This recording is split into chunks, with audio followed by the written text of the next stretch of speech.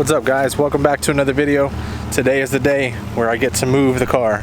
And no, that doesn't mean right here. That means I'm driving it to work, to Sebring, about a 35-minute drive. Just checked all the fluids. Sorry the camera's a little shaky.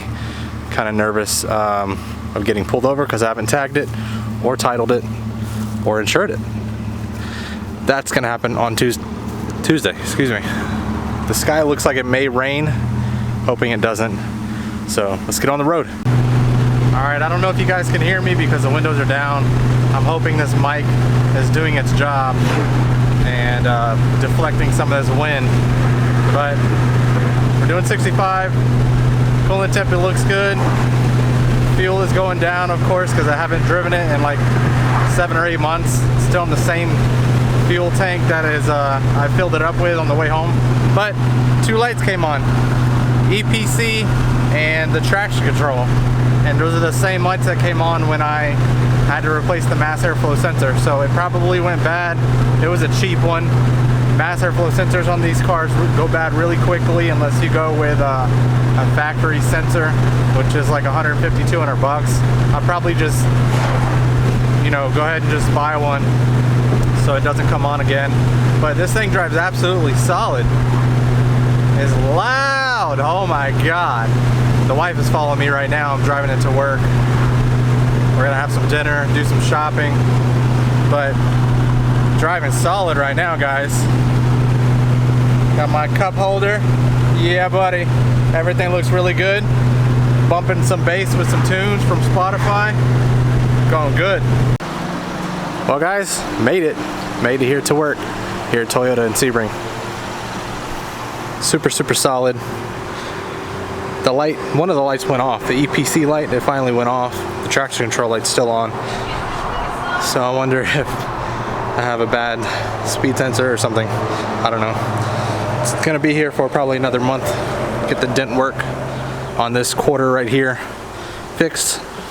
Get these 2 side piece glass panels removed and resealed.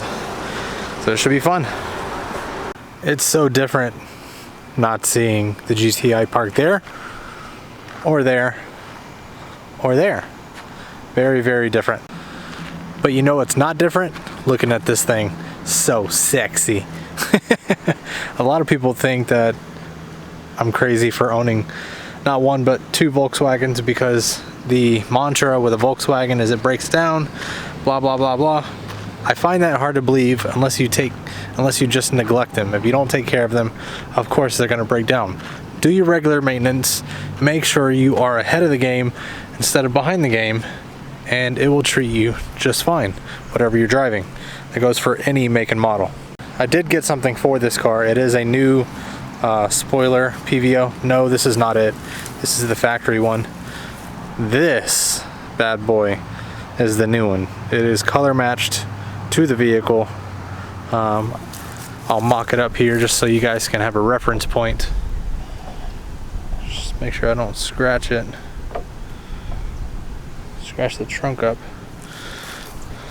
But for reference, that's what it'll look like. You know, of course, once the other one's gone. But I think that'll look pretty sick. A little bit of a flare to the booty. Little bit of a flare. No, it's not going to be sitting up way that high. It's only because it's laying on the other one. But plan on getting new wheels for this soon. As you guys know, I got rid of the Rotiform LASR wheels.